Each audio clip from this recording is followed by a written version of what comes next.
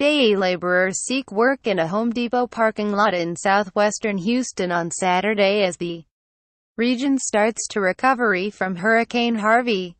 Houston Everywhere Samuel Enrquez looks. He can see the work that needs to be done. But because he is in the United States illegally, he knows he can't earn an official paycheck in this city's recovery. The carpenter from El Salvador sits on a curb outside a home improvement store, hoping a passerby will offer $10 an hour to help rip out sewage-soaked carpets or rotting drywall.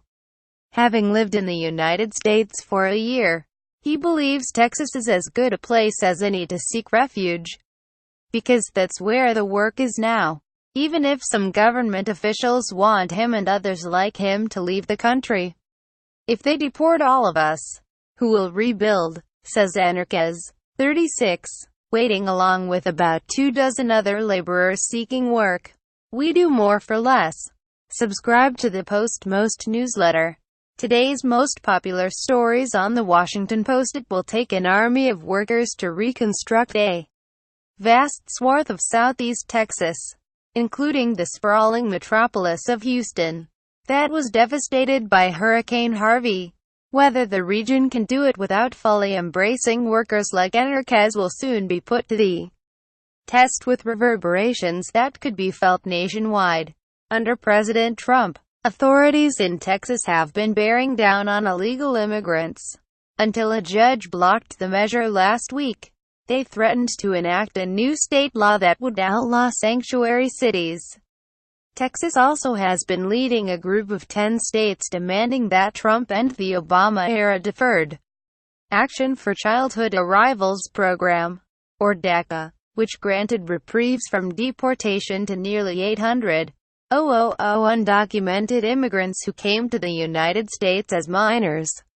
Samuel Enrquez, 36, a day laborer, sits on his lunch cooler waiting for work.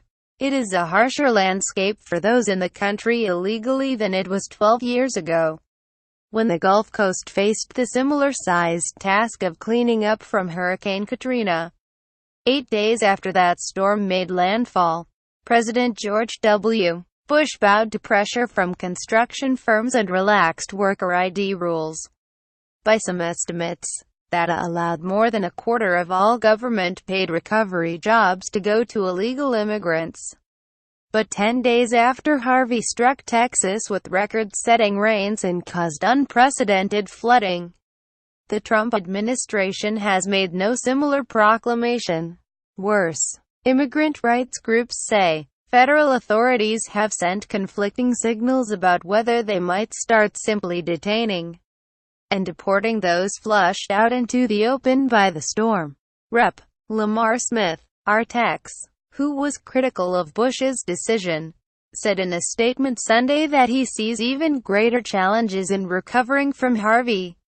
But that does not mean federal immigration laws should be ignored, nor should regulations that require federal contractors to verify legal work authorization of their employers, he said. These policies were put in place to protect American workers and taxpayers. More than 200 homes sustained damage in the storm, including more than 13,500 that were destroyed, according to early local estimates that don't provide solid numbers for some of the hardest hit areas. Leaders in the construction industry have begun sounding alarms that there will not be enough American-born workers to rebuild as quickly as needed. If they would relax the rules, honestly, that would be great. We could use it, said Jeffrey Nielsen, executive vice president of the Houston Contractors Association, whose members include the city's largest firms that build roads, bridges and other public works. Nielsen said that even before Harvey hit, almost every member of the association was grappling with a shortage of workers. With a crushing list of jobs now growing by the day, thousands need to be hired and fast. Nielsen said he and other construction industry officials were told at a weekend briefing that roughly 30% of all roads in and around Houston will remain impassable without some construction work. The truth is, There are not a lot of people jumping up and down to do civil construction work in Texas.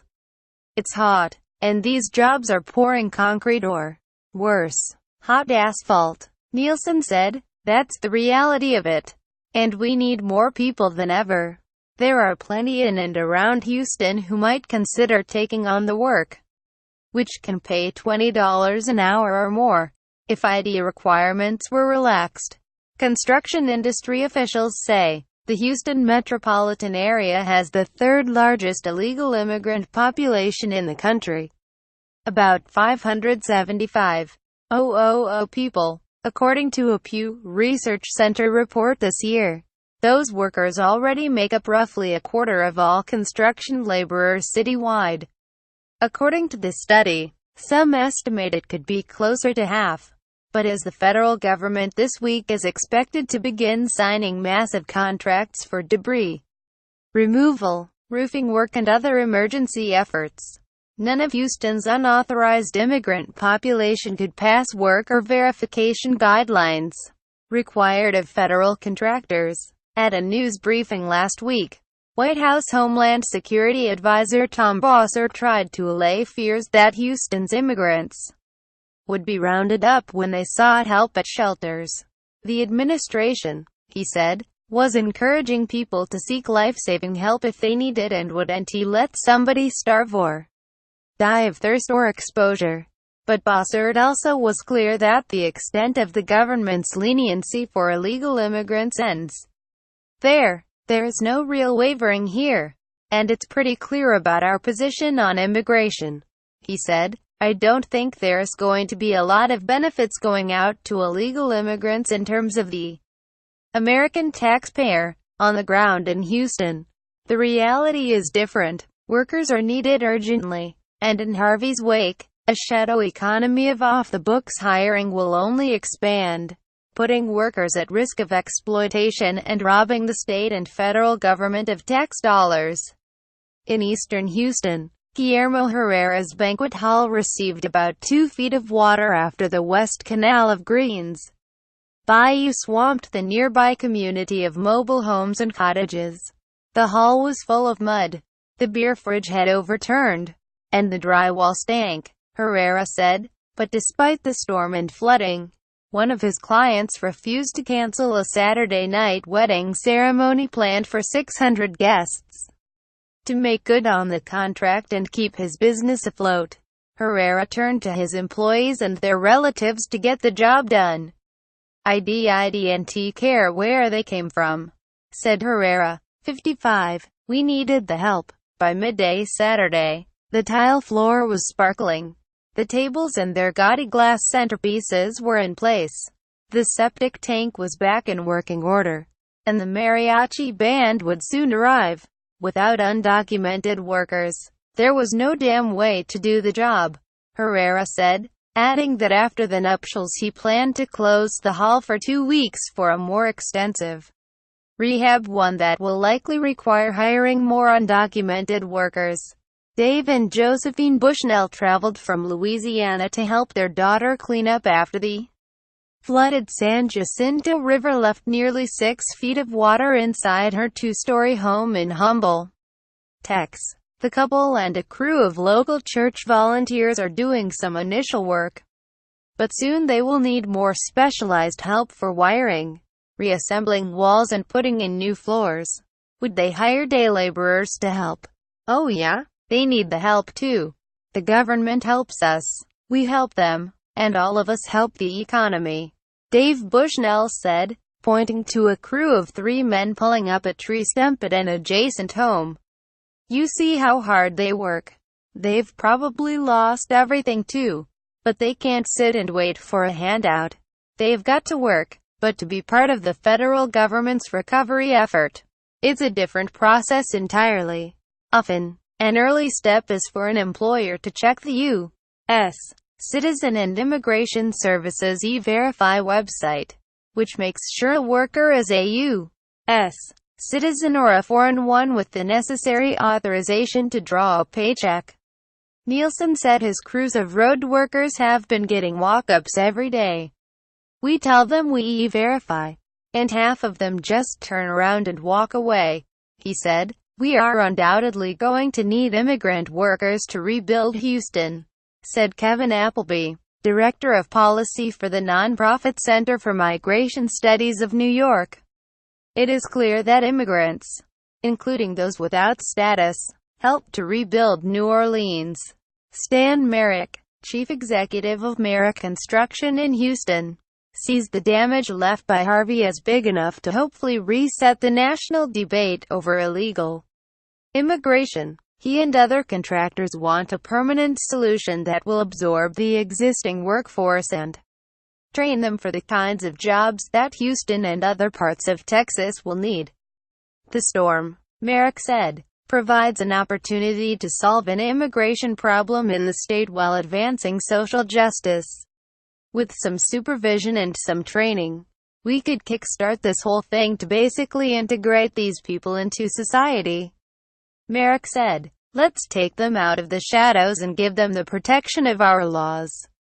Roberto Benavides, 45, a Nicaraguan, has been thinking the same thing as he paces in front of a Home Depot in West Houston looking for odd jobs. For the country to rebuild Houston, it will need amnesty for immigrants. Benavides said, "I get it. It seems like we are busting in the door of your house and asking to stay. But in reality, we are knocking on the door and offering a service for a larger fix." Advocates say Bush's decision after New Orleans can't be looked at as a model.